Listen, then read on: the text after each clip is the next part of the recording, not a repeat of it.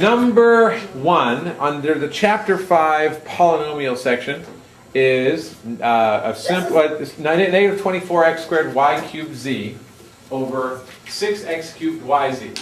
Okay? Now, this is complex. It's a simple one-term polynomial, actually. It's a one-term polynomial because there are x's and y's and z's, variables, and coefficients, and no plus or minus signs, so there are no other terms. Now, what do you do to this? How do you solve it? How do you simplify it? First of all, the numbers. What about negative 24 divided by 6? Everybody knows what that is, right? They're divisible by 6. That's, well, you divide by 6 top and bottom. Good. And you get negative 4 over 1. I'll put the over 1 there for now. What about x squared divided by x cubed? X over x squared. What would you do to the exponents? Do you add them, subtract them? You subtract them. So you get 2 minus 3. Don't forget to write that step. What about y cubed? And this is an invisible 1, right? So if you want, you can write it in there. Good idea. X cubed, y cubed, 3 minus 1. And what about the last one? 1 minus 1. Now we go ahead and write it out. Plenty of time, negative 4. I don't need the invisible 1 anymore. X to the negative 1, y squared. And now z to the 1 minus 1. Actually, I've jumped the gun there. That's 1 minus 1. This is z to the 0. Everybody know exactly. Anything to the 0 power is equal to 1. So I'm going to rewrite that. Negative 4, x to the negative 1, y squared. This is equal to 1, which I'll put in for now, but basically that's going to disappear. We're almost there, except for the fact you cannot leave, don't leave negative exponents in your answer. So what are we gonna, how are we going to deal with that? That's right. In your answer. Don't leave them in your answer. So this is equal to negative 4 y squared over what? 1. Over x to the first power. But we don't really need to put that in there. Okay? That's your answer. Good job, guys. That tests to see if you can understand how to work with negative exponents. All right? That's the point of that question. So make sure you can. That one was pretty straightforward. You very much. This problem is a real test of your skill in Chapter 5 polynomials, because it not only tests your ability to distribute here, the exponent, but also when you're multiplying powers of the same base to add the exponents, and then on top of that, how do you collect like terms? How can you tell when they're alike? So this problem has everything, and that's why it's so good, and that's why it's on there. So first of all, what do we do with this right here? 3x cubed y to the second power. What do we do with that 2? Do we add it to the 3? Yes. No. No, you don't. No, you don't. And then you add by distribute. You distribute. This really says, what that really says is that 3x cubed y gets multiplied by itself. Yeah, twice. And then when you do that, then you have 3 times 3 is 9, x to the 3 plus 3, and y to the 1 plus 1. Everybody see that? Well, now you're multiplying powers of the same base. Now, there is a shortcut. I mean, you don't have to go through all that. This is basically going to be 9x to the 6th y squared. Now, there is a shortcut. Does anybody see it? Instead of going through this process, yes, Mel? You just multiply the 2. Not onto the 3, though. This is 3 squared. This becomes 3 squared. You distribute that. 3 squared, x to the 3 times 2, and y to the 1, because there's an invisible 1, times 2. So this ends up being 9. Now I'm just going to compare this. You're going to get the same thing. 9 x to the 6th y squared. And that's the same thing as we got down here. This is a little quicker. But if you're confused by this at any point, just go back to basics, right? This squared means everything here gets multiplied by itself twice. And that's what we did. Otherwise you distribute it across and you're good. So I'm going to erase this now. And we're going to proceed like that. What about this? 3x cubed times x cubed y squared, what would we do there? There's nothing to distribute. So, but there is a multiplication thing happening here, right? We can multiply this by that. What would we do to the exponents? Add them, subtract them, multiply them? Multiply them.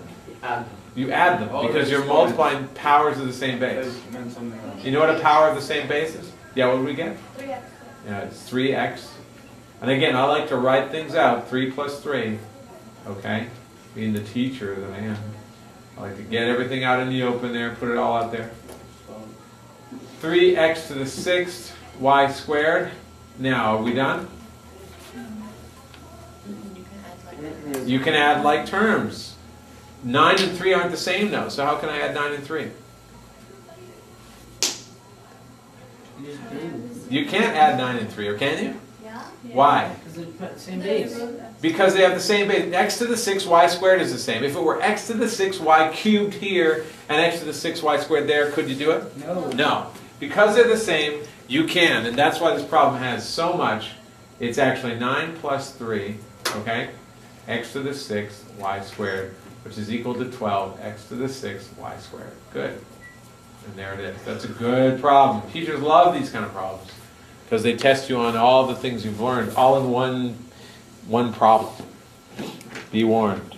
This one is number 3, x minus y squared. How would we write this? Now we're talking about FOIL. What does it mean to square something, folks? Huh? Yeah, multiply what twice, though? Everything. Everything, x minus y. Everything in the parentheses. Exactly. So we write it out. The key thing is to take time and write steps out. X minus y. What this really says is that we've got x minus y times x minus y. Well, now we recognize what to do, right? You remember what to do in these kind of questions. First outer inner last. FOIL. First, outer, inner, last. Yep. First, outside, inside, and last. First, x times x. Outside, okay, that's my f. Outside, x times negative y. Inside, I'm going to take negative y times x. And then last, negative y times negative y. So this is x squared minus xy. This is minus xy as well. Does everybody see why? I just switched that around. I can commute that.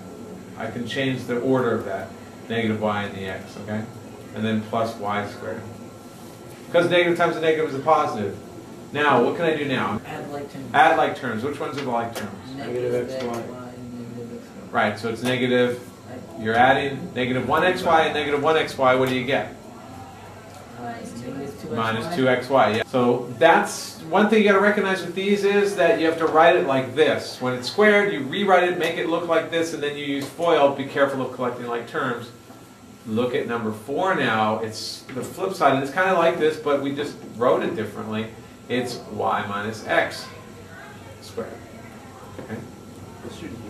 Y minus x squared, how would we write that? Y minus x and y minus x. And it's the same process, right? I'm not going to write all the FOILs anymore. I'm just going to go ahead and do it. It's y squared minus xy and minus xy. I'm already commuting stuff as I go. Minus x times minus x. Right? It's minus x times minus x. Y squared minus 2xy plus x squared. How does that compare? Any difference? Not much. The y squared here is first and then plus x squared, but this one is over here and that one there. But basically, same idea. On number 5, 10x plus 5, all squared, is equal to 10x plus 5 times 10x plus 5. Go ahead and FOIL it out, and we get 100. We got 10x is 100x squared, 50x plus 50x plus 25 plus 100x plus 25. 10x times 10x is 100x squared. 10x times 5 is 50x. 50x, those that are added together to 100x. 5 times 5 is 25. So that's our answer. And you know what happens when we factor? We recognize these patterns. This is a trinomial square, because that's a perfect square and that's a perfect square. See it? Right? Perfect square. All right? And that's a perfect square. So note that for next time, that these, when we factor these, this is why that happens.